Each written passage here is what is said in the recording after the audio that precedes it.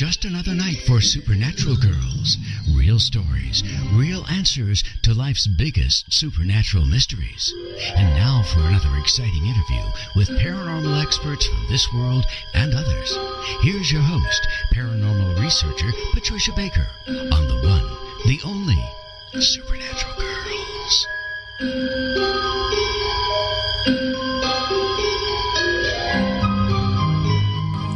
Welcome, everyone, to another exciting episode of Supernatural Girlz. I am your host, Patricia Baker, and I'm here with my co-host, numerologist, PK. Hi, PK. How are you tonight? Absolutely fabulous. I am just chomping at the bit to get a chance to talk with Larry. If this is just so exciting. This is an exciting show that we have planned tonight. Larry Holcombe has generously offered to come on our show with his incredible book. My God, we were both just talking about it. We couldn't put it down. The Presidents and UFOs. Oh my gosh. Look, everybody in the audience, you got to run out and you got to get this book. It is terrific. It's filled with excellent information. We're going to be talking about all of this stuff tonight. We'll be taking calls from the audience and taking questions from people in the chat room. Hey, if you want to call in, here's the number.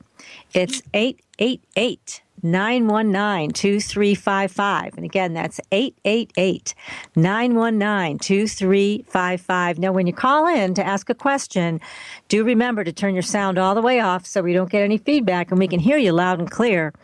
But this is going to be one exciting show, right, PK? Oh, not a doubt in my mind. I'm so excited about it all. I couldn't put the book down. Could not put it down. Yes, it's excellent. He's done an incredible job. But let's talk a little bit about paranormal news. Now, I went looking for some UFO stories, and believe me, UFOs in the news today are not hard to find. There's a lot of sightings going on. Did you see all of those sightings that I sent you today? Yes, I did. Oh, my gosh. Well, this one really caught my eye. It was a massive alien spacecraft around the size of the U.S. state of Idaho. And it was spotted near the sun by ufologists in recent NASA pictures. They say the object definitely has a structure. So this is not just a light in the sky up there, it's a structure. And they're saying that every time they ask NASA about these UFOs they're seeing, they get ignored. I wonder why. We're going to find out when we talk to Larry Holcombe, our guest, aren't we? That's for sure. They don't like us to know anything. And isn't it wonderful that we've got people like Larry that's bringing it all out in the open for the rest of us to understand? That's right. Thank God for people like Larry. We do need to know. We should know all about this. It shouldn't be kept from us. Now, there was another photograph I sent you, and I got to put this up on our website because it made me laugh out loud. The newscasters in South America. Did you see that one? I got a chance to look at it, but I can't get a chance to thoroughly go over it. Well, it's funny because they're facing each other and they're talking about the news, and right in the background is this huge UFO, a ship, right behind them. It was hilarious. Made me laugh out loud. So I'm going to have to post that one for everybody to see. That was just too good. Too good. But next week, well, actually, let me start with tomorrow night because we have a two-part show we are participating in with another host from Inception Radio Network, and that is Renee Barnett, who is the host of Night Vision Radio. It's a great show. It's on every Thursday night. Now, tomorrow night, she's going to kick off the first part in our series on the Oklahoma Girl Scout murders. Mm-hmm. Now, you may wonder why two paranormal shows are doing a story on this. And it's because this story, besides that it ripped our hearts out, we got to tell you, it's an incredibly difficult story to report on because of the tragic circumstances. However, it is filled with paranormal events. And so Renee is going to come on her show tomorrow night. She's got her guests lined up that were involved in the initial investigation. And Renee herself is one of the very few people who knows all of the intimate details about the paranormal events with involving the Oklahoma Girl Scout murder. So don't miss it. That's going to be part 1 tomorrow night on Inception Radio Network. Now, next week, PK and I will be back with part 2, and we will have Renee Barnett on the show with us, Michael Bastine, a Native American medicine man, and also psychic medium George Lugo. So we're going to take this in a little bit of a different direction. We're going to find out what's underneath all of these events. These are 2 shows. You just make sure you listen. They're going to be incredible. This is just the ultimate battle between the light and the darkness. That's for sure. That is for sure. It's incredible to think that all of this is going to be brought together with the 2 parts that we're going to put out. Oh, yeah. It's really going to be great because Renee is going to go through the actual facts of the case, what happened with the investigators she's bringing on her show tomorrow night, and then we're going to bring in the psychic elements with George and also the Native American medicine aspect with Michael Bastine, and Renee will be here with us also to fill in the rest of the details about this case. It's going to be a blockbuster, so be sure to tune into both shows, everybody. Now, let's see. We've got numbers, PK. Yes. What are they saying to us? Well, what's going to happen tomorrow is it's going to be about partnerships, relationships, and sensitivity. The month is all about family situations, our pets, things of that nature. But tomorrow we're going to be overly sensitive to everything ongoing. Both the day and the month, the numbers of which deal with relationships, partnerships, and marriage, love, divorce, all of that good stuff. So if you're walking on the edge, stay away from your partner for the day. Give yourself a break. Go out and have lunch with someone. Yeah. And if you want to really try to make it work, go for the gusto because you're going to have every opportunity to make your side of it known. Nice. Wow. So, partnerships, here we come. That's going to be all day tomorrow, huh? Oh, that's boy. for sure. Okay, I got to decide where I'm going to be. Well, you could come and visit me, but it's a long way for coffee. It is a long way for coffee, darn it. And I also want to remind everybody to please go to supernaturalgirls.com, sign up for our newsletter, The Fringe Files, so that you can be alerted to all the exciting things that we are doing every single week. Follow us on Twitter, follow us on Facebook, and be a part of our community. This is the Supernatural Girlz family that you are going to be a part of. If you so desire, we'd love to have you. This is where paranormal is normal. So tonight, as we mentioned, we have just an incredible, we've got an A-lister, let's face it. We got an A-lister guest tonight. Definitely that. Oops, I just dropped his beautiful book. Larry Holcombe is with us. He is the author of The Presidents and UFOs. Larry is an investigator, and he is an expert in this field, and we are going to hear all the stuff that we need to hear, and some of the stuff we probably don't want to hear, but it's true. And Larry has dug deep for everybody, and here he is. Larry, welcome to the show. Well, delighted to be here, ladies. That's quite a build-up. I hope I can hold up to it. Oh, you will, and then some, I'm sure. Yes. So, Larry, do tell us, please, and our audience, we all want to know, how did you get involved in this? What started off your journey on the UFO highway? Well, to tell you that is going to expose my my elder years, but my exposure to flying saucers, as I like to refer to them, was junior in high school in 1960. So, as I said, I'm exposing my age, but that's all right. You're a youngster. I read two of Donald Kehoe's books that I got in my high school library. The one thing I loved to do in high school was read. I love literature.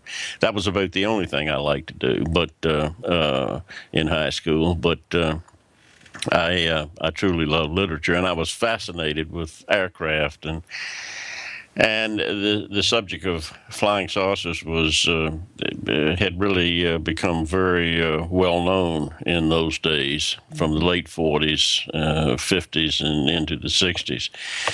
And I was captivated by Kehoe's passion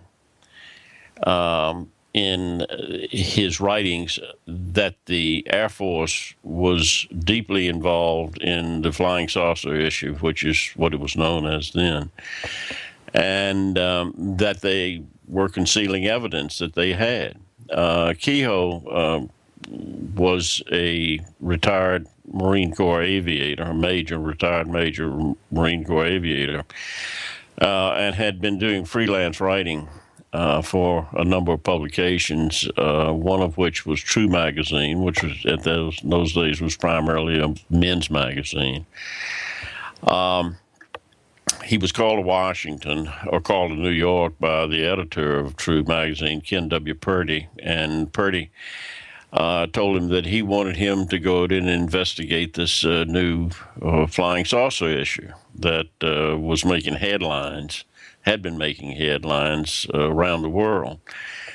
And Kehoe didn't want any parts of it, really. He didn't like the idea, thought it was pure baloney, didn't want to get involved in it, but Purdy convinced him that knowing that he had high-level contacts in the Pentagon, to go out and investigate it and write an article. And so Kehoe reluctantly accepted what Purdy requested. And within a year, he went from a skeptic to a true believer after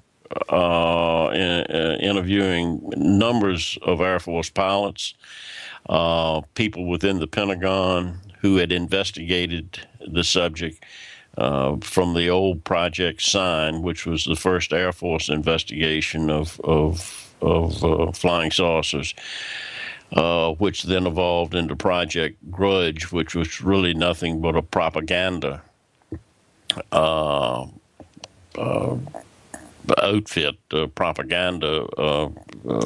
Now, was that one of the ones that was kind of covering things up and finding like some excuses? Yeah, Project Sign came about because of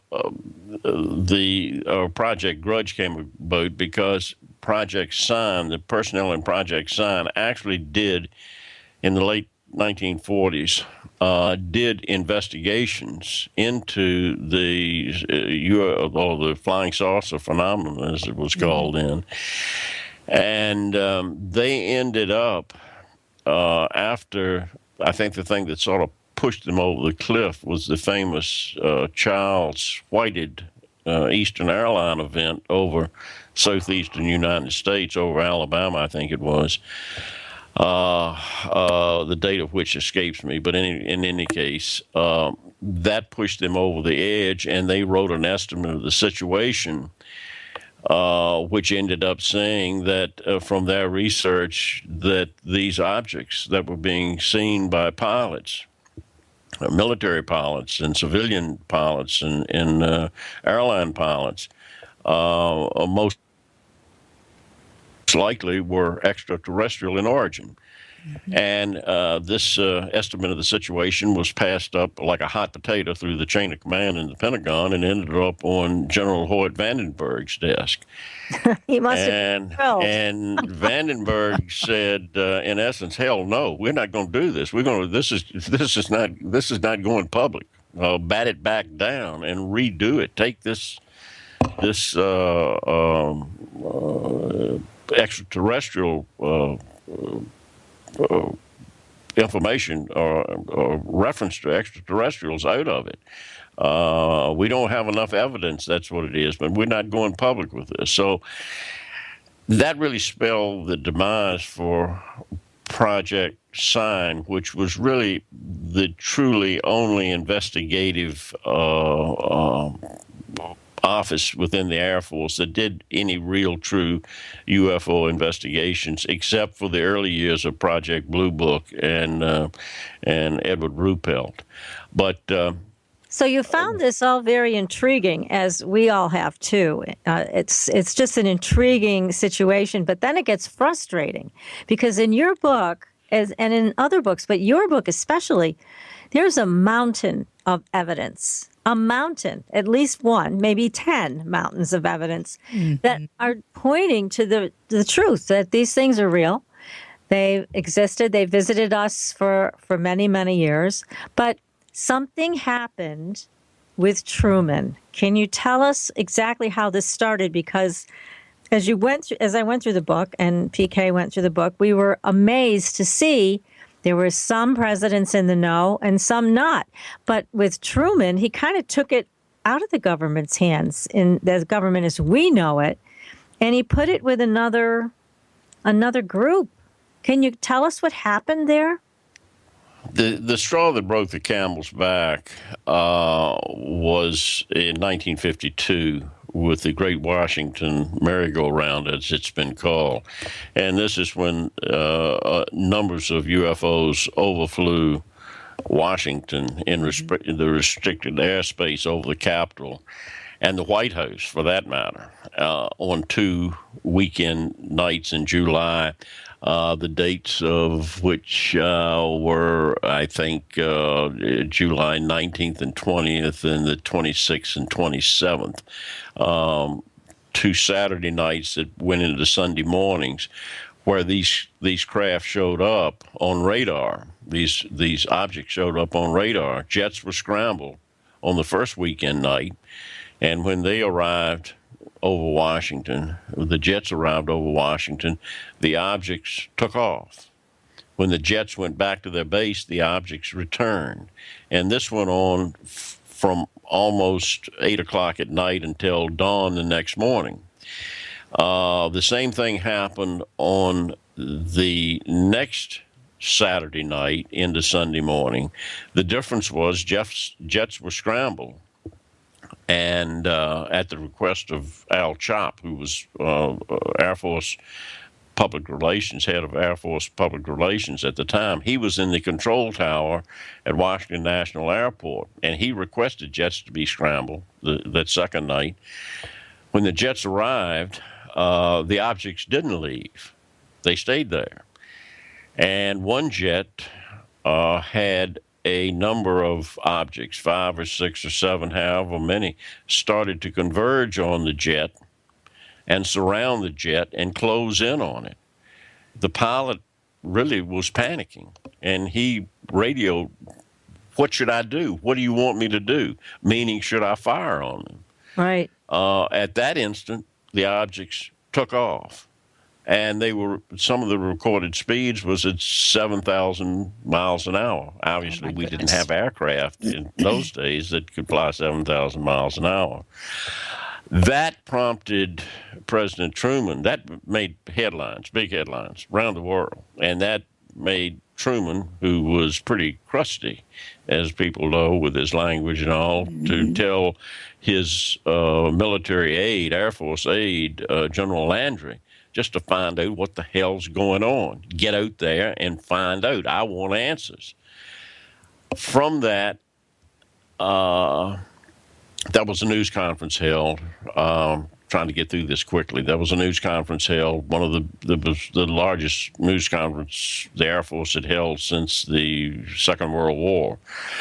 And General Sanford was in charge of the press conference, and he went through a lot of rigmarole and said a lot of nothing, but ended up by saying that what the radar operators saw, and this was not only Washington National, but Andrews Air Force Base was seeing the same thing on their radars, and they were talking back and forth between Andrews Air Force Base and Washington National Tower. See, now this is, I think, a perfect example of, when people say, well, why don't they land on the White House lawn? Well, they kind of already did. And we have witnesses. We have radar reports from more than one place. And so it has already happened.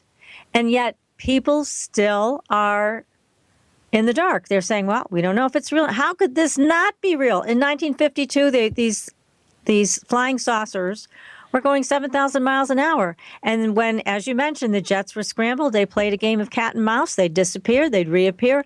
I mean, all of these things point to the reality of spaceships, UFOs, little green men. These ships were not from here.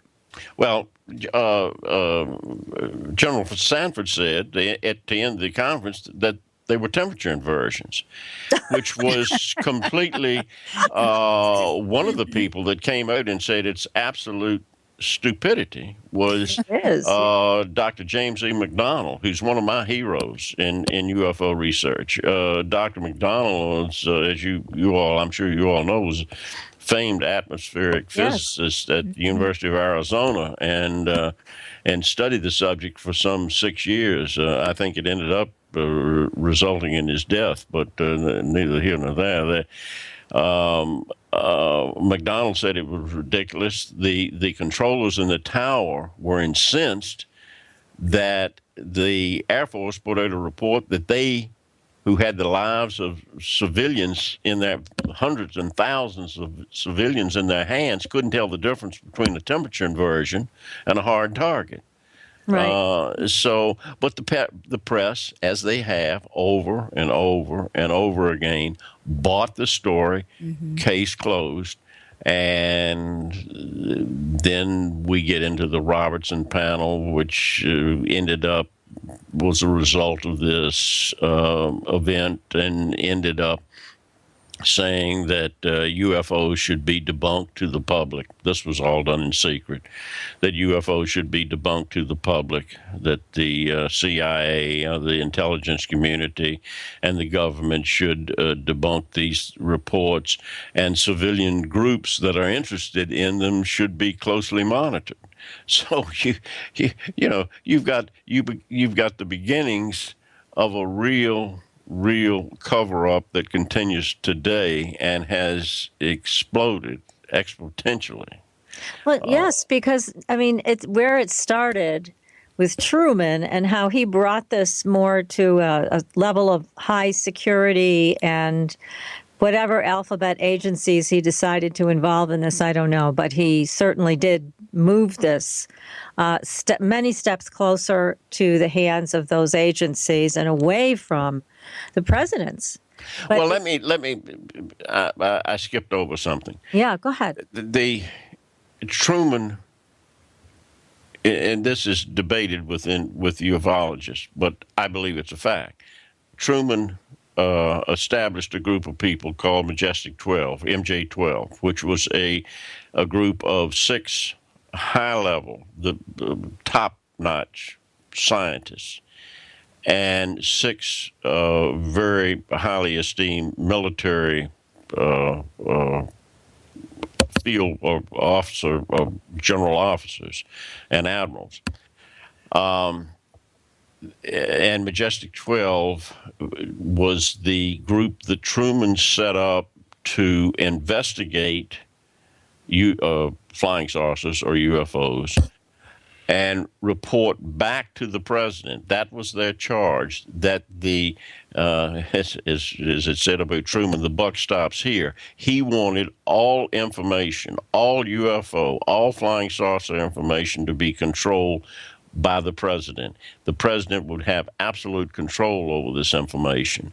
This moved forward into the Eisenhower administration. But it is my belief, going back to, boy, we got to skip around here a bit, but going back to Roswell, I think we have recovered extraterrestrial craft of some fashion. I personally believe the craft were probes. I think they were expendable probes sent from, if you will, motherships. Just like we send probes to the moon or to Mars or to Venus or wherever.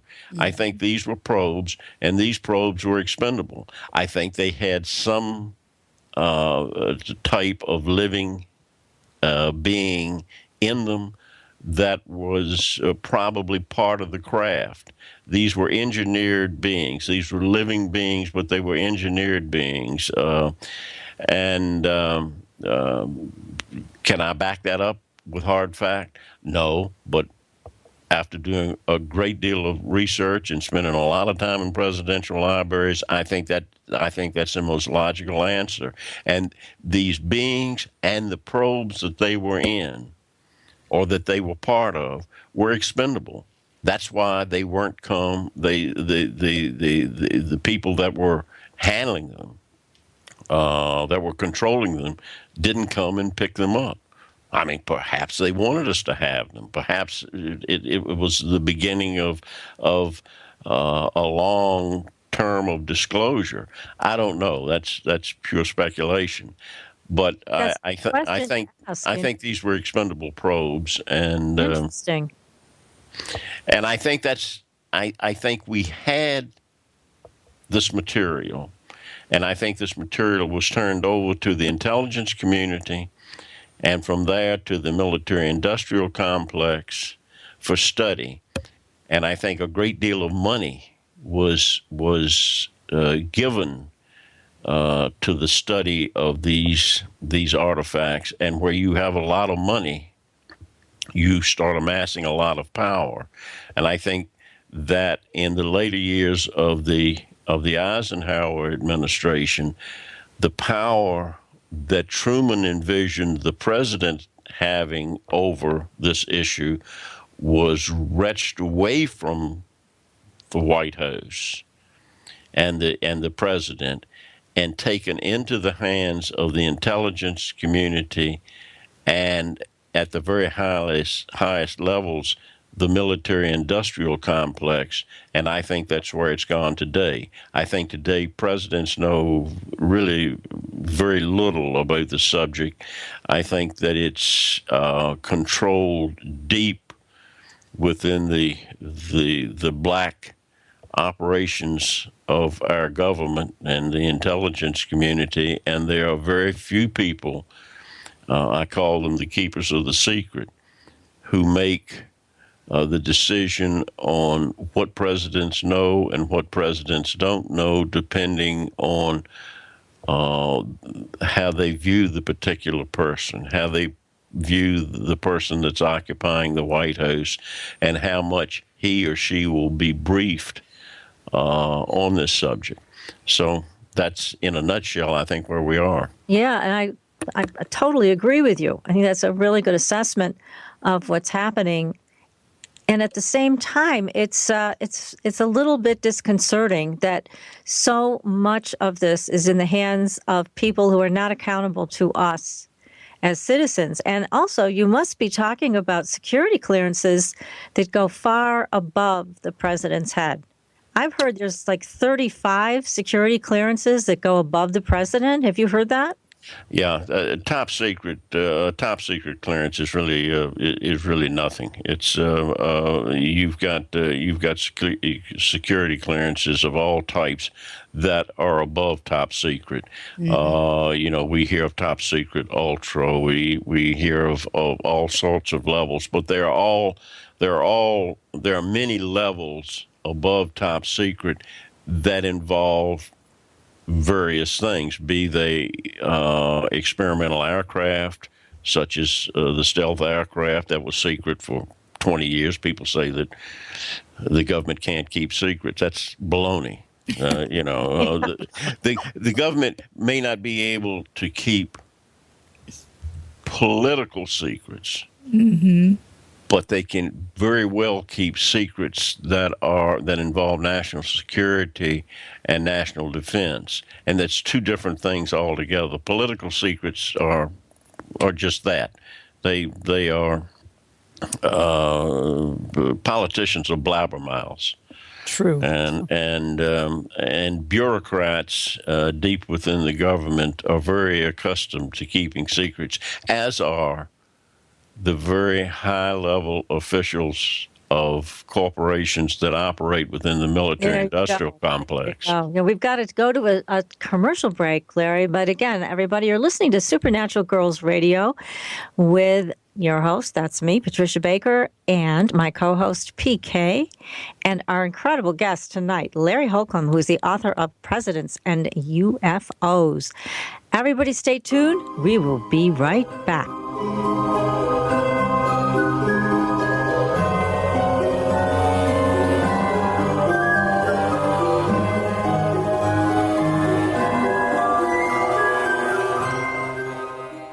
You're listening to IRN, the Inception Radio Network, Chicago, Illinois.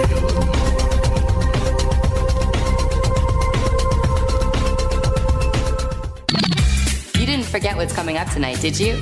Hi, Inception Radio Network listeners. This is Amanda. Never miss that interview you were looking forward to or the show on your favorite topic. Follow IRN on Twitter, I_R_N, and get reminders about the evening's live shows as well as fun and important updates throughout the week. That's I_R_N, and never miss a great show again. Hi, can you hear my voice? Imagine how many other people can hear it too. If you have advertising needs, then look no further. The Inception Radio Network currently has openings for on-air advertisements and radio show sponsorships. Given any thought to your target demographic? Inception has you covered there too. Advertising on a network gives you multiple opportunities to advertise on a wide variety of radio show broadcasts, and we have one to fit every advertising need. You know, in recent years, internet radio has exhibited a phenomenal listener growth. An Arbitron Edison survey shows that online radio boosts at least 33 million unique visitors each week and 54 million each month. And that number amazingly continues to grow. And these listeners are a part of many businesses' core demographics. And surveys have shown that internet radio listeners are far more likely than regular radio listeners to spend money on a whole range of activities. You know, internet listeners vote, they dine out and eat fast food, and they grab a cup of coffee. And here's the interesting one. They buy items online at a much higher rate than all other market segments combined. Internet radio also enables businesses to connect with consumers during work hours, where increasingly more lifestyle decisions are being made. Advertise with the best. The Inception Radio Network offers competitive advertising rates to fit just about anyone's advertising budget. Stop by today at www.inceptionradionetwork.com or call us toll-free at 1-888-919-2355. Get the word out. Get results with the Inception Radio Network.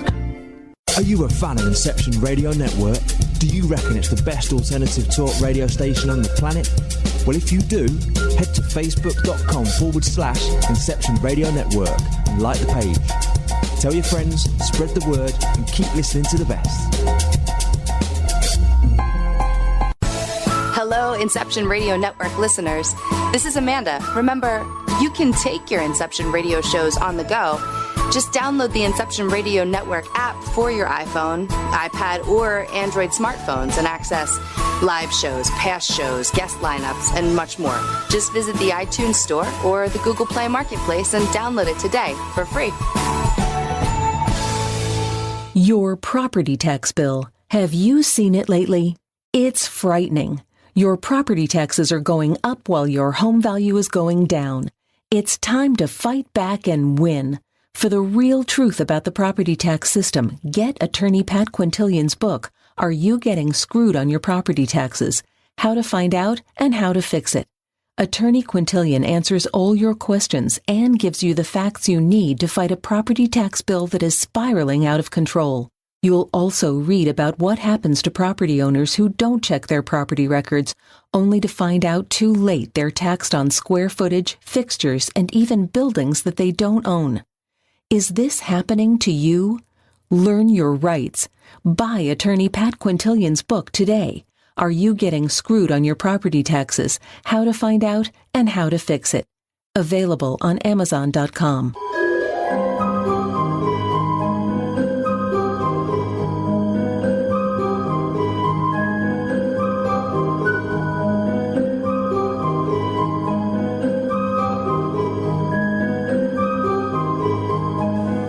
Welcome back, everyone. You are listening to Supernatural Girlz Radio. I'm your host, Patricia Baker. I'm here with my co-host, PK, and our guest tonight, the fascinating Larry Holcombe, who is the author of a terrific book. If you don't have it, you got to get a copy. You'll be like we were. We couldn't put it down. The Presidents and UFOs, A Secret History, from FDR to Obama. And Larry, you got some big news that we want to have you share with our audience tonight about your book. It was just optioned for a movie. Well, yeah, I appreciate you asking. Yes, I just got final word from my agent this afternoon that the deal is done and signed and sealed, and they're sending me the documents to sign. Sony Pictures has optioned my book. Congratulations. That is so exciting. And so many people are going to want to see this movie because, again, we're all hungry for the real facts. We want to know what's going on. And you've put them all together beautifully in your book.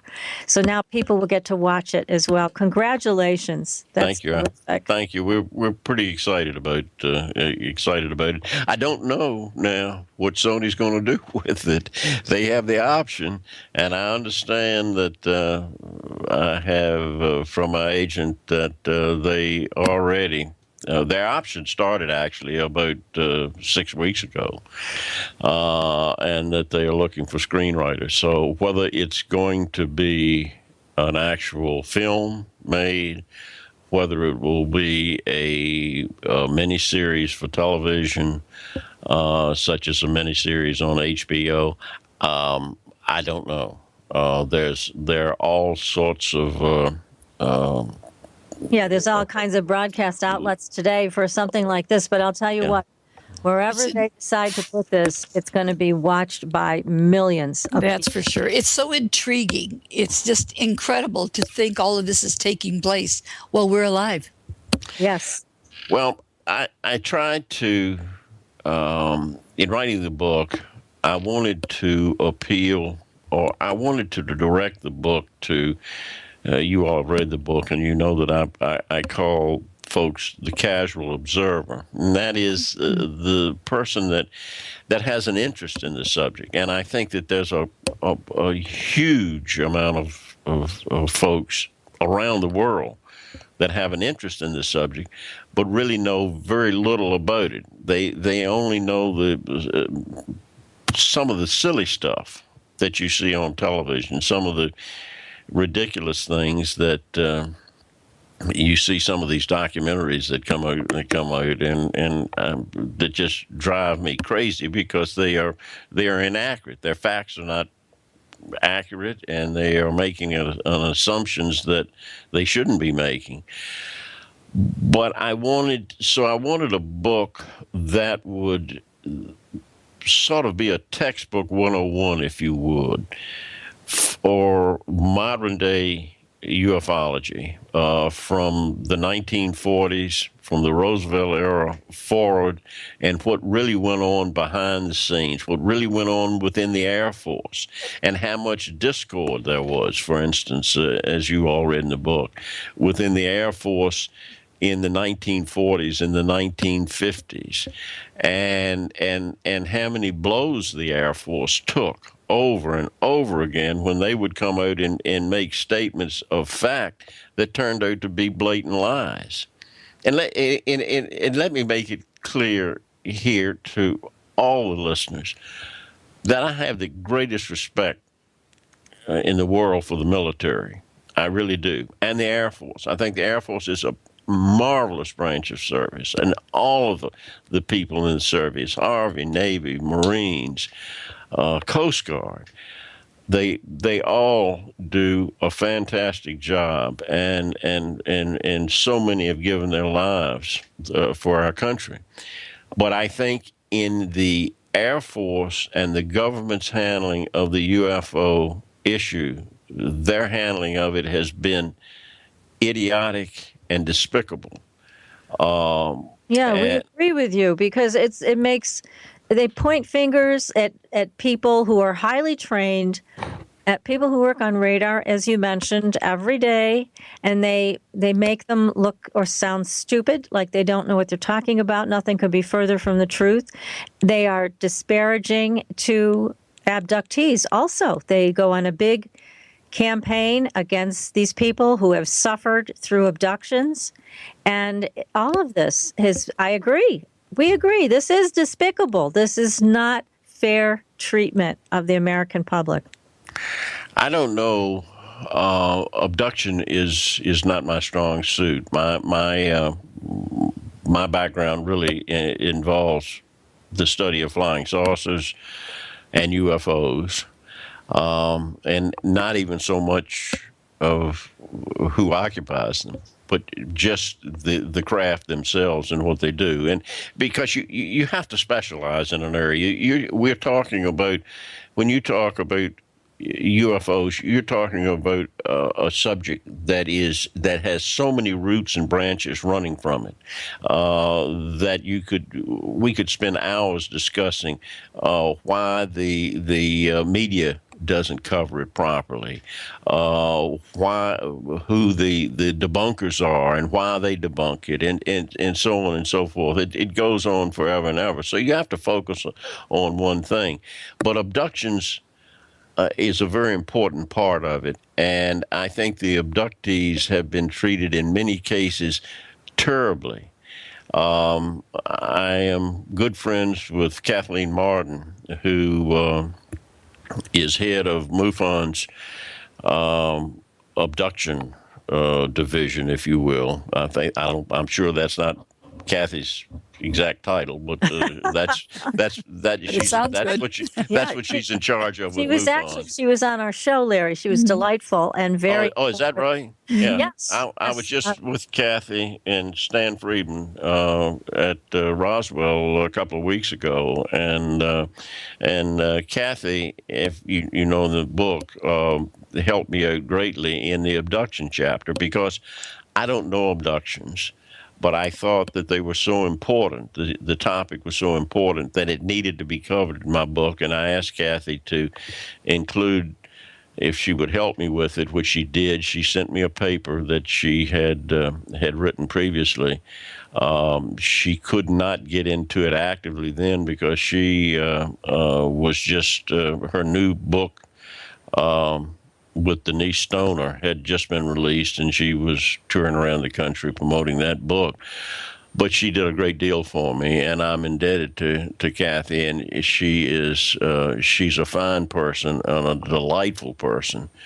And and she explains it very well in that chapter in your book. It's a very well written chapter on abduction, and it just goes through a lot of different things about it. But certainly, this is part and parcel, as you mentioned, of a huge area.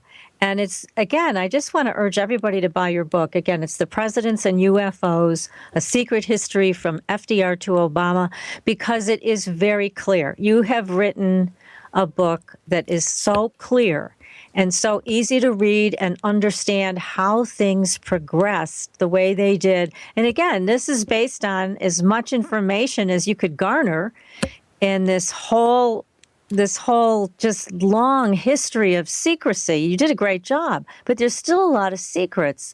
Now, one of the things I want to ask you, Larry, is, why? Why do they feel they have to keep it secret from the American public? What's your opinion on that? Technology. In one word, technology. Everybody's got a theory about it, that the world economy would collapse, religion would collapse. I don't buy into that. What Truman did after the Second World War, as I stated in the book, was, I think, perfectly reasonable. We were a country, or we were a world that was torn apart by a great world war. We had, 50 million people died. 1,600 cities were destroyed. The fabric of the population of the world, not only our country, but the world, was very fragile. And to come out and say that there are mystery craft that fly in and out of our airspace and our atmosphere at will, and we can't do anything about them, that would be a very smart thing to do. So I think what Truman did in concealing it then was proper.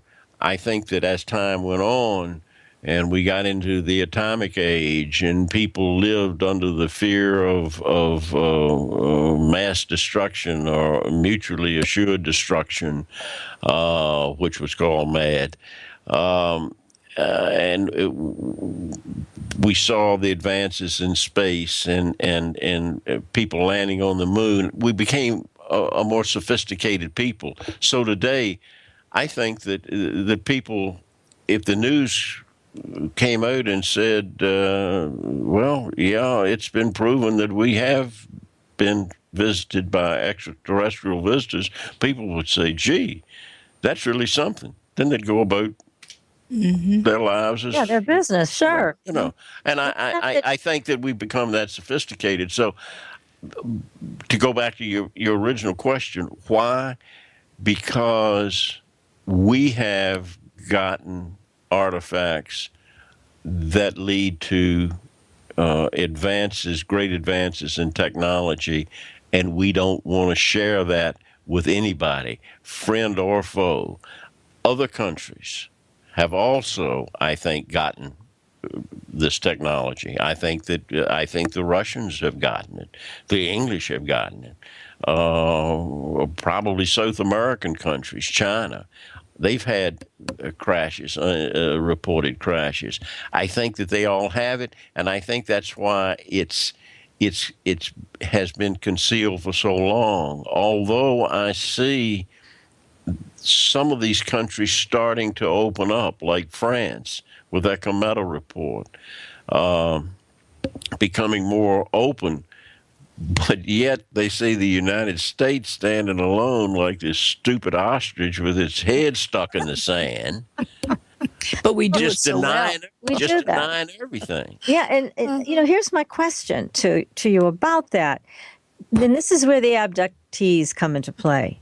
Do you believe from the research you've done that it's pointing in the direction that a deal was made for extraterrestrials to take human subjects at will and return them as they saw fit? I mean, was there a deal made like that, do you think? Let me say that that's in my dubious file. I've done a lot of research into President Eisenhower's supposed meeting with extraterrestrials in 1954 at the old Muroc Air Force Base, which is now Edwards Air Force Base, while vacationing in Palm Springs. I don't buy into that story for a couple of reasons. First of all, it said that he was out of the public view for 8 hours, or from 8 o'clock that night until he went to church at 9 o'clock the next morning. He had played golf that day with Ben Hogan and had lunch. I think at the Burning Tree, I forget not the Burning Tree Club, but anyway, it doesn't make any difference. He'd had lunch in Palm Springs with the golfers, and it's very hard for me to believe. First of all, they said he was out of sight of the public, and it had chipped a tooth eating fried chicken and had to have emergency dental work done late that night. Well, I don't find anything particularly unusual about the President of the United States being out of the public view from 8 o'clock one night until 9 o'clock the next morning when he went to church. I mean, my God, they don't have television cameras in the president's bedroom to watch him all night long.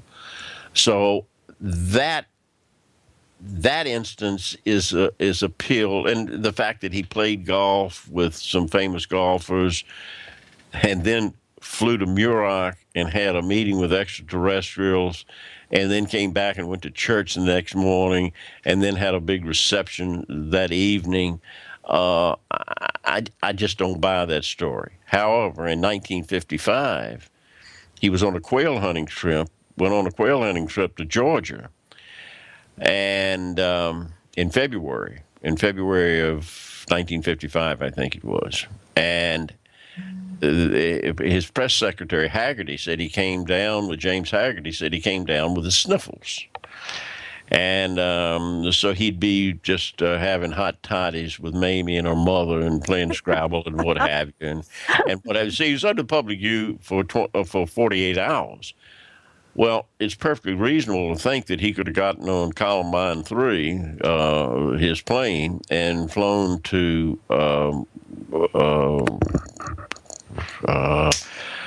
boy, my old mind is escaping me.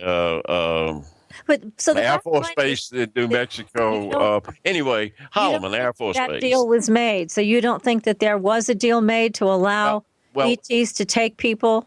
Let me say this. I think that he did go to Holloman Air Force Base secretly. Okay. And there are reports that there were flying discs, very, I think, substantial reports, very, very good reports, that there were one or two or more flying discs that showed up at Holloman Air Force Base, and I think Eisenhower was there, and some very strange things happened. His plane landed on the runway and turned around and stopped on the runway, which in essence closed the runway while he was there. He didn't taxi to the tarmac. And there were reports that there were flying discs there. Now, there are people that say that he got out of his plane and walked across the runway and got into this UFO and had a meeting. Ladies, that stretches my belief a bit that the Secret Service would let the President of the United States walk out of an airplane and get into a flying saucer from wherever that could whisk him off to goodness knows where. That stretches the story a bit for me. However, I think that he may have met with extraterrestrials, or he may have been there to view craft that were developed, that were extraterrestrial craft that were flown by our own test pilots, or had been craft that had been back engineered and built. So did he make a treaty? I don't know. I mean, how do you make a treaty with extraterrestrials? I mean, who can enforce it? Well, that's the thing. I mean, that's what we've heard from some of our other guests, exactly that it was, if there was a treaty, it was unenforceable. And the agreement to take people and wipe their memories of the event or whatever, it just wasn't happening the way they said it was happening or was going to happen. And it created a lot of issues that the military or the alphabet agencies felt they had to clean up. So, you see, here's the way I think about this. The technology part of this, I understand what you're saying. And certainly, I think most people could understand that we want this technology for ourselves. We don't want to share it with anybody. So certainly can understand secrecy. However, if there was some agreement made that in return, you get to take people and do whatever you want to them, I think, and this is just my opinion, but I think that people would be pretty upset about that. They would feel that their government turned on them, that the government didn't protect them. All of those things I could see leading to a massive uprising. That I could see.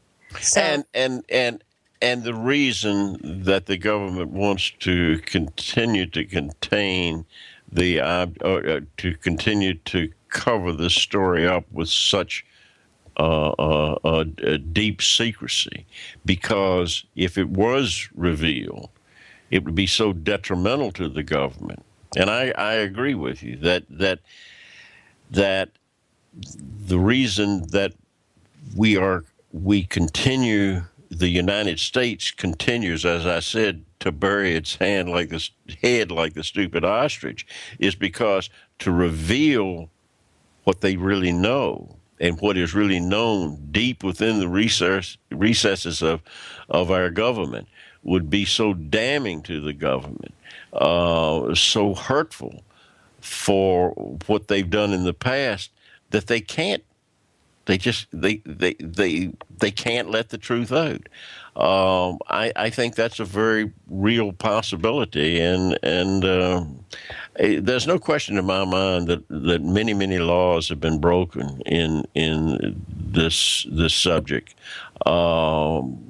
possibly murders created. Murders has happened, and although a lot of people that are involved in those events in past history have long since gone, it would still reflect terribly, negatively on our government, which has a lot of things reflecting negatively on it today. You know. Oh yes. So That is sure. I think that I think the disclosure. Stephen Bassett, who I respect highly, believes disclosure is imminent. I think Steve is a very smart fellow, but I don't agree with him. I don't think disclosure is imminent because I think it would be too, what should I say, too hurtful to the government. There would be no benefit to them to reveal any of this. What's the benefit to them? I mean, certainly be a benefit to all of us, but we're not even considered. Well, that's exactly right, and that's a point I bring up in many of my interviews that people ask, what do you think about disclosure? Of a presidential disclosure. If the presidents know anything, what would be the benefit in them telling? Right. It would be the benefit is practically nil, and the negatives would be extremely high. That's true. So why even come close to it? Stay away from it. Don't tell me about it. Yeah, I think that's accurate. Again, the benefit would be to us and as citizens to know the truth. It would not be to the government to divulge any of that. So, unfortunately, we're in an us or them situation with this issue and others, and it's very unfortunate, I think, because any place where there's secrecy, where these things are being hidden, it's really not for our benefit. Let's face it, it's not for our benefit. No, it's not. They may be people that say that it is, but no, I don't think it is.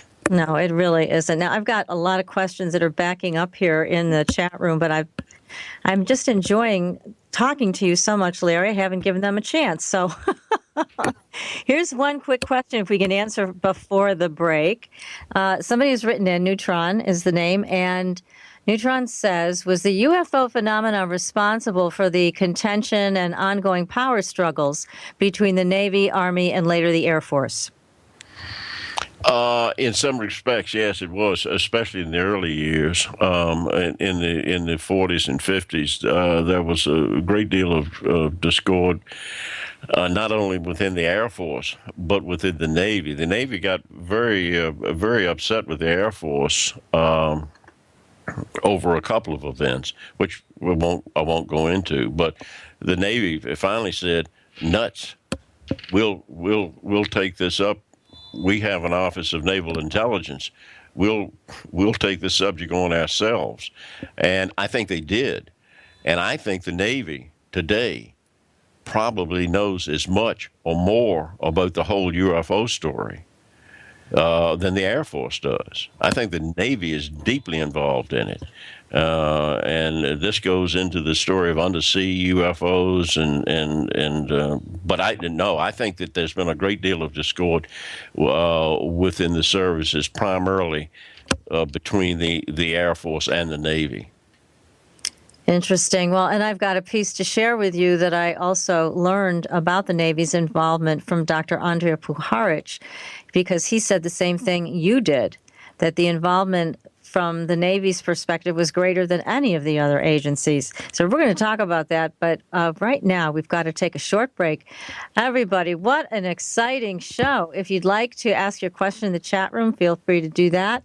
Otherwise, you can call in at 888-919-2355. We'd love to hear from you. We are speaking with Larry Holcombe, who is the author of The Presidents and UFOs. Stay tuned, everybody. You are listening to Supernatural Girlz Radio. We will be right back.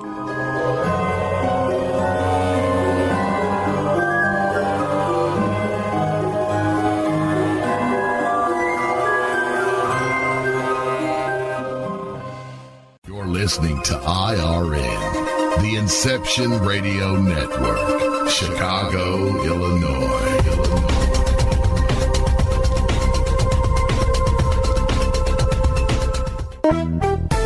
Hi, Inception Radio Network listeners. This is Amanda. Just a reminder that Inception Radio Network is on Twitter. Follow us at I_R_N and keep up to date about who's on tonight, what interviews they'll be doing, who's guest spotting, what topics they'll be covering. Tweet to us, tweet about us, retweet topics to your friends, and most importantly, never miss a great show again. That's I_R_N.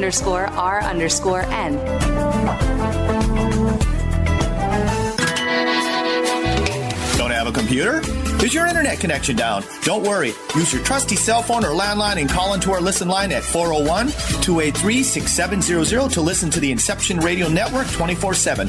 Again, that call-in number is 401-283-6700. For the Inception Radio Network, I am MJ.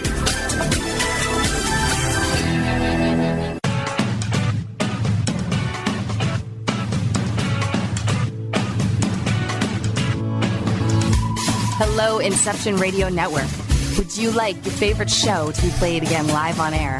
Well, now the choice is in your hands with IRN's live request portal, an easy way to request your favorite show with a simple click. IRN's live request portal now gives you exclusive access to all the shows. How easy is it? Simply type a show name or a guest name, click request, even write a dedication message, and that's it. Try it now. Simply visit InceptionRadioNetwork.com, click on the live request tab under the show menu. Now playing your favorite show is just a mouse click away. Are you a fan of Inception Radio Network? Do you reckon it's the best alternative talk radio station on the planet? Well, if you do, head to facebook.com/Inception Radio Network and like the page. Tell your friends, spread the word, and keep listening to the best.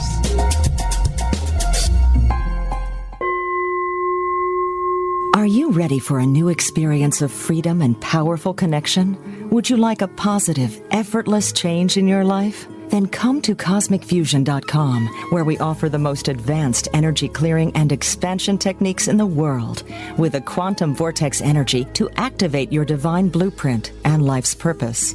When your soul leads the way with cosmic fusion and quantum vortex energy, you can break clear of past difficulties and blocks with the power of the source. With cosmic fusion, the source energy does the work for you.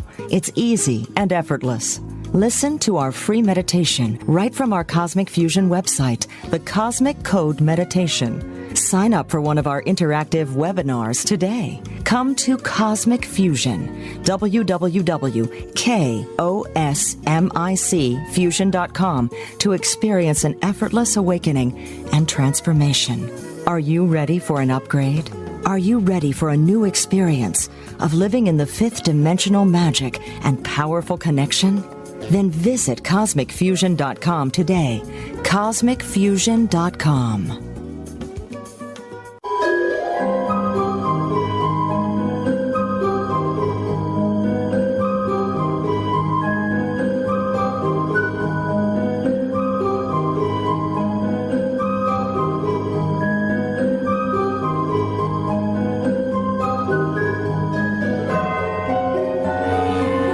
Welcome back, everyone. You are listening to Supernatural Girlz Radio. I am your host, Patricia Baker. I'm here with my co-host, PK, and our very exciting guest, Larry Holcombe, who is the author of a terrific book. It is called The Presidents and UFOs, and it was just optioned by Sony Pictures. You will be seeing it on the big screen, or maybe even on HBO. We're not sure yet, but it's going to be out there somewhere. You're going to get to watch it. This book is great. You got to get the book. It's an amazing read, great facts, great information. And Larry, I wanted to ask you also some questions about these great stories that you've reported on, like Nixon and Jackie Gleason. Can you tell us about that? Well, the Nixon Gleason story has been around for a long time. I put it in the book because it's there. It exists. Is it true? We have Gleason's ex-wife, Beverly McKittrick Gleason, I think it was, that was writing an article after she and Gleason separated or divorced. And as the story goes, they were still good friends. But she was going to write a book about her life with Gleason. And in the book, she wrote that Gleason, who, without question, had a great interest in UFOs, or flying saucers, and the paranormal. As a matter of fact, when he died, he donated, or he did donate, but his wife donated some 1,600 volumes of books that he had to the University of Miami Library. I have photographs of Gleason's house in, I think it's Peekskill, New York, before he moved to Miami, that was built in the shape of a flying saucer. Oh my goodness. And outbuildings that he called scout ships that were built that looked like flying saucers. He had the architect design them this way because he was so fascinated by the subject. And I've got pictures that someone that read my book had snuck onto the property after Gleason didn't own it any longer, and had taken pictures of the houses and the outbuildings. If I'd had them at the time, they would have been in my book. But anyway, yeah. Gleason was very good friends with Richard Nixon. Nixon, to make this as short as I can, Nixon, people look on today as a villain because of Watergate and what have you. But Nixon, in his first term, is extremely popular. And if people remember, he was reelected by almost a historic majority of the popular vote. And the reason being was he had done some dramatic things in foreign affairs. He had opened up relations with China, which had been a closed country. He had established détente with the Russians. Other foreign affairs achievements that probably or arguably made the world a safer place for a while. And if Nixon could have added some level of disclosure to his resume as president, he would have been a historic president. As it was, Watergate reared its ugly head, and Nixon's idea, and in sort of the heart of the book, was the documentary that was made by Robert Emenegger that Nixon was going to use for disclosure.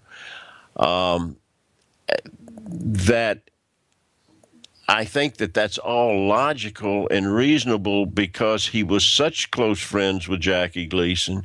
Jackie Gleason was a strong believer in an extraterrestrial presence and terribly irritated that the government would continue to conceal what it knew about it. And so it's beyond the pale to believe that this man, Gleason, this entertainer, close friends with the President of the United States, would have not have bent Nixon's ear to disclose or some level of disclosure of UFOs or an extraterrestrial presence. Yeah, well, it makes sense. It really does. I had no idea until I read your book that Jackie Gleason was so interested in the paranormal. He probably would have liked our show. But anyway, I'm sure he would have. Yeah. A loyal listener. Maybe on the other side he's listening tonight, but it's just one of those strange stories that really caught my attention that Jackie Gleason may have, we're not sure, as you mentioned in your book, you're not sure if it's true or not, but he may have gotten to see some of the alien bodies that were being kept at Homestead Air Force Base. Nixon is the one president that could have done this. I believe that because Nixon was vice president under Eisenhower for 8 years, and Eisenhower was deeply involved in this subject. So it's reasonable to think that Nixon was brought into it at some level. Right. So, and he had a great interest in it. So the pieces seem to fit. Whether Nixon slipped away from the Secret Service, got in a car and drove over and picked Gleason up and took him to Homestead Air Force Base to show him alien artifacts. We can only go by what his ex-wife says. But it's an interesting story, and there are enough dots that are connectable in this story to make it really quite interesting. Yeah, I found that to be fascinating. And then his ex-wife also said that it affected Jackie Gleason so profoundly that he started to drink a lot more, and he was very upset that he couldn't eat, and he was very upset that people did not know about this, that there wasn't disclosure. It really bothered him. It's hard to believe that Gleason could drink more than he did. But no way. But I say that I shouldn't have said that, because I personally, I like Gleason a lot. He was a great entertainer. Oh, definitely.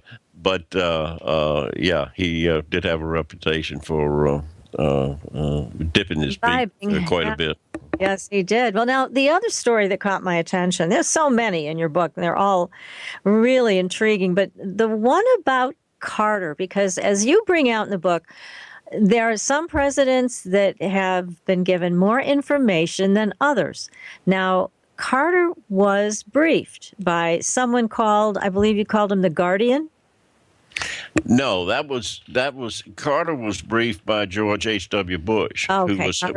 who was head of Central Intelligence at that time. And there are a lot of stories about, people say that George H.W. Bush went in and said, "Mr. President, you don't have the need to know for this information." I don't know if those stories are true or not. I don't know why, as I say in the book, that he would have done that. The person you're referring to, what was his name? Really cool. But that he briefed. The story is that he briefed Reagan. He briefed. That was the caretaker, I think his name was. Okay. That he was called. I was close. I called him Guardian. Yeah, and he briefed Reagan. Again, that story is in my dubious file. However, I have listened to it and I've read transcripts of it.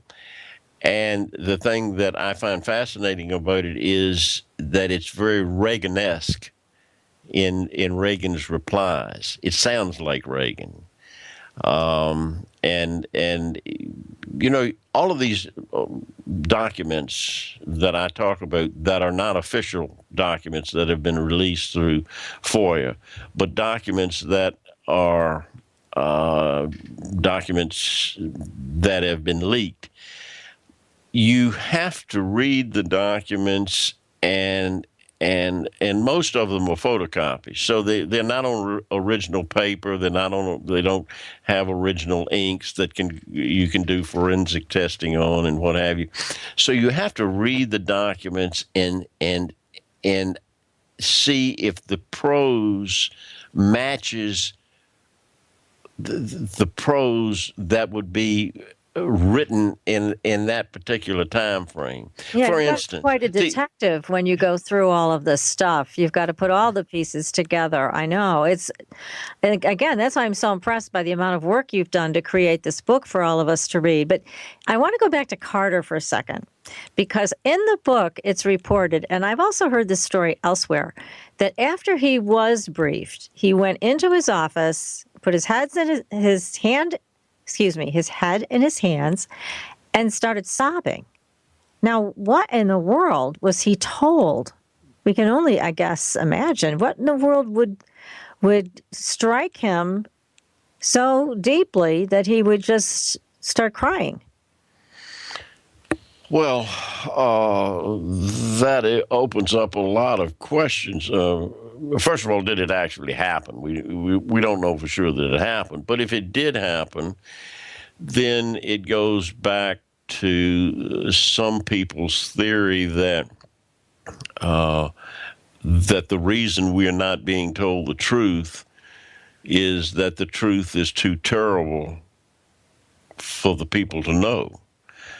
I don't personally buy that. but I don't discount it either. You know, you can't. You've got to have an open mind in the discussions of UFOs and ufologies. You have to have an open mind, but you also have to have a skeptical mind. And so, if that story is true, what could be so terrible?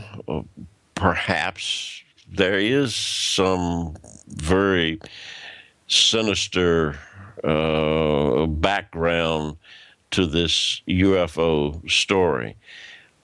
But the facts don't seem to indicate that, because I think that we have been visited for hundreds of thousands of years, perhaps, pre-biblical times. Yeah, I agree with that. And if they wanted to do us harm, they could have done it a long time ago. Now, maybe there are some out there that are not so benevolent, but maybe we are the ancestors. Our ancestors are a race of extraterrestrials that are very benevolent and that look after us and protect us. That's another, that's a possibility. That's highly speculative. Yeah, but I think we have to go down that road because we don't really have the truth from these people directly. But I'm thinking, could Carter have done this? And he seems like he would be the type that would, if something affected him emotionally, he would do something like, he would let it out. He would have an emotional outburst of just sobbing about it. Now, what could I think it fits? Yeah, I think it fits the Carter mold. Carter was, he was very religious, Sunday school teacher, and what have you. And I could see that this could affect him greatly if that was true. That he would certainly be a president that would fit into that picture, where some others wouldn't. Yes, exactly. Now, what I was thinking about today was what would make him do that, and this is what came to my mind. What if he was told something along these lines, that the truth about the human race is this: we are a genetic experiment of alien birth. I mean, we are their experiment. Think about the impact it would have on religions. Think about the impact that would have on so many faith-based situations. And certainly, as you mentioned, Carter was very religious. So to me, this is something, that piece of information, it's not sinister, but the implications would be much greater if that was the case. Absolutely. I mean, as I said, you've got to have an open mind to be able to accept all possibilities, and that's quite possible. I would, you've raised my interest on Carter and that one event, and I want to do more research on that. Goody! I want to look into that in more depth, because that you've raised a real question mark in my mind, and I appreciate it. Thank you. Oh, good. Well, I'm glad you are as interested as I am in that, because that was my question. What would precipitate that type of experience for Carter to go into his office and do that? So, there's something that we need to know. And certainly that theory, that hypothesis would go along with why they take people, why they abduct people, why they do all of these cattle mutilations, those types of things. It would kind of fit into that, another piece in that puzzle. You have to, you go back and look at the presidents that had a great interest in UFOs, modern presidents, and you go back to Jerry Ford when he was a congressman from Michigan, and they had a great UFO flap in Michigan, and he wrote a number of letters. One I have a copy of to Mendel Rivers, to have congressional investigations into this UFO phenomenon because of what occurred in his constituents were hammering him to find out what was going on. You had Jimmy Carter that had his own sighting and said when he got into office, he would release all UFO information. You had Ronald Reagan that had sightings. Bill Clinton said that when he got into office, he was going to investigate the UFO issue. You take all these presidents, and once they got into office, you really heard nothing. That's right. You heard nothing. And you have to wonder, what shut them down? Right. Why did they not talk? Now, Reagan, it's reported that his advisors, or handlers, if you will, had to keep a close watch on Reagan to keep him from saying too much, because he had I think Reagan was really interested in it, and he brought the subject up, and I think Reagan probably knew a lot more than other presidents of in that era, and he wanted to let it out. And his people kind of had to keep the lid on him a bit. But it is interesting that all these presidents that said that had such great interest in it before they got into office, once they got into office, they basically became a clam. That's right. They acted like they had no more interest in it. So, yeah, something had to be shared with them that made them change their opinion about disclosure. Something happened. Yeah. So, who knows someone from the CIA sat down and said, in essence, Mr. President, here's some basic facts. Keep your mouth shut, in a nice way. Right. Right. And then, again, there's some question, as you mentioned in your book, and you go through some possibilities. Was Kennedy assassinated because he was digging into this and he wasn't backing off? The Kennedy chapter was the hardest chapter I had to write, and I state that in the book, because I was drawn into conspiracy theory of Kennedy's assassination. And I don't really care who pulled the trigger. I don't care whether it was Lee Harvey Oswald or whether there was a half a dozen people out there that pulled the trigger at the same time. That's not my interest. My interest is what was behind it. What was the conspiracy, and was Kennedy's association with certain people, Dr. Menzel, Art Lundahl, a great photo interpretation specialist that was involved in the Cuban Missile Crisis, who, along with Kelly Johnson, were convinced that UFOs were extraterrestrial, and was an advisor to Kennedy. James Jesus Angleton, the very shadowy deputy director of the CIA, head of counterintelligence. All of these people fit into the picture. And Donald Menzel, who was wrote books debunking UFOs, but was said to be a member of the original Majestic 12 group, was an advisor to Kennedy. I've got a letter that I got out of the Kennedy Library from Donald Menzel that addressed the president as Jack, dear Jack. You don't address a sitting president by his first name unless you're pretty close to him. Yeah. So that's all in the book, and I just say, here's the information. Here's the information on the Byrne memo, as you all read in the book.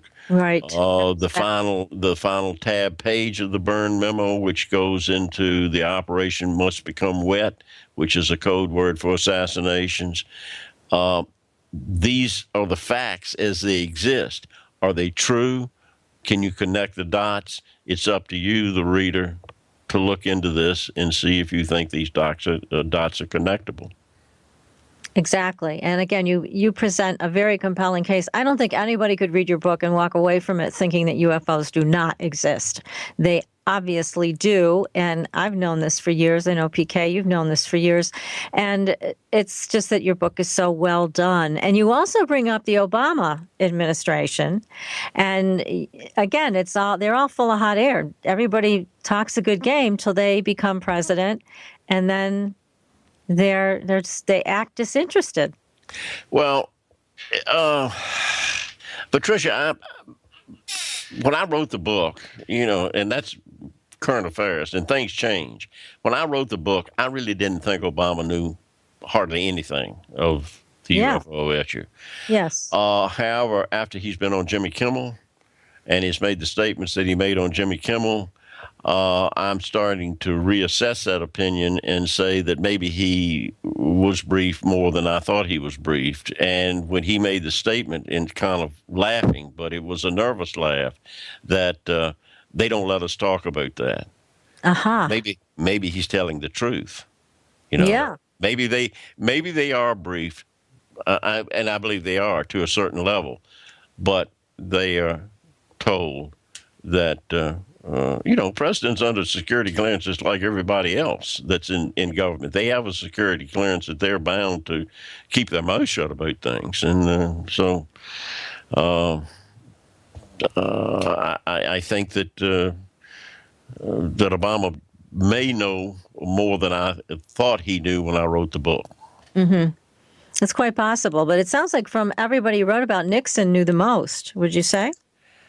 I would say that Nixon in the modern era, but I think that probably Truman and Eisenhower were deeply involved in it, mm-hmm. and I think that Nixon, as an offshoot of that, being vice president under Eisenhower for 8 years, I think it comes into that fold too. So Lyndon Johnson, that's a little squirrely, but I think that he was in the mix also. But I think after Nixon, it got what presidents knew was really closely monitored, and their knowledge was stripped or cut back greatly. Yes, it does seem that way. It sounds like they were much more restricted after Nixon, and so things were not given as freely as they had been in the past to the presidents. So you talk a little bit, too, in your book, Larry, about what we can do to try to get disclosure to happen. I don't know if we're going to be powerful enough as a group to do that. But certainly, as you say in your book, it is important to make your voice heard and send your letters to your representatives and things like that, and make a stink about it, that why are we being kept in the dark? So that is something we can do, yes?